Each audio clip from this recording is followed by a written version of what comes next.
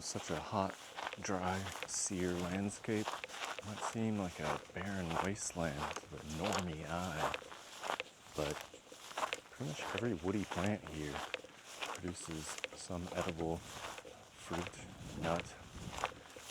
For example, right by each other here we have agarita, but right now I'm out gathering some Texas persimmons, arguably the most delicious fruit in the world.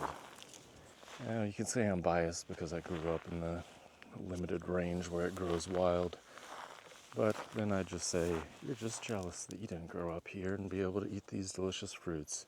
So if you've never tried them, they taste kind of like molasses, plum, syrup, chocolate pudding.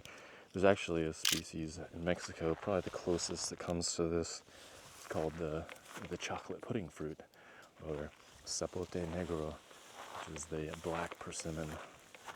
And those are a little bit bigger, and those trees do get a little bit bigger. But this Texas persimmon was highly esteemed by Central Texas natives, such as the Tonkawa, Comanche, Apache. They were also eaten by the Karankawa, Mexican Kickapoo. Probably anyone who comes across these. These trees are chock full.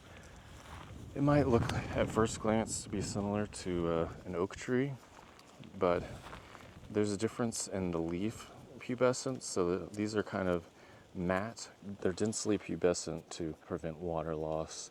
The oak leaves are thick and glossy, also should prevent water loss, but different mechanisms there. But another good way to identify them is looking at this smooth gray bark.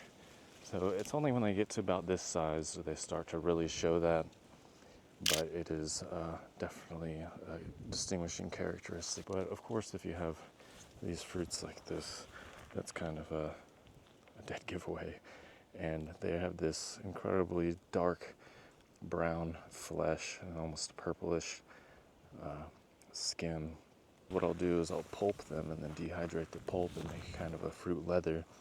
That's actually similar to how various natives would preserve the common persimmon, which is found all over the southeast U.S. That's Diospyros virginiana.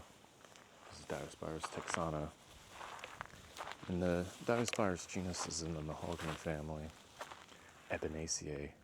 And it actually has this beautiful black heartwood. The persimmon wood is pretty strong. It's very elastic. And the wood of the common persimmon, Diospyros virginiana, was historically really highly regarded for the wood of golf clubs, specifically like for drivers. It's very elastic. Here's some more of the Texas persimmon. Oh yeah, I'm gonna have to stock up on these. I already have a huge bag full.